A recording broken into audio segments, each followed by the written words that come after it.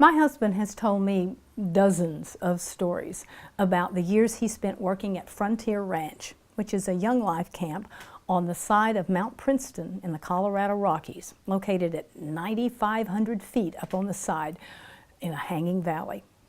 One of his jobs there was to take teenagers in jeeps up this winding, treacherous mountain trail to a chalet near the peak of the mountain, which is at 14,000 feet. A couple of summers ago, he finally took me up that trail. And the chalet was still there, in disrepair but functional, and there was an official-looking notice affixed to the door. And it said, the strange bent trees around this chalet are called bristlecone pine trees. They are the oldest living things on Earth. Some of them, in the environments where they're found, have lived as long as 4,800 years. There are trees in this protected grove that predate the birth of Christ by 1,000 years. And that was a conversation stopper.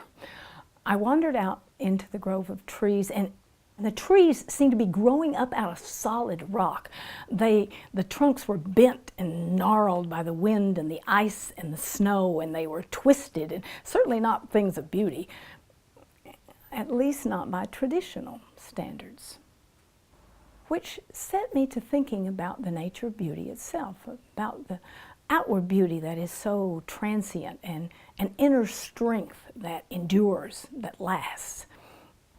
And then there was a lightning flash, and I looked up, and a storm had come up on Mount Antero, which is across the valley. And as I watched the storm lash the mountain peak, a story began to form in my head.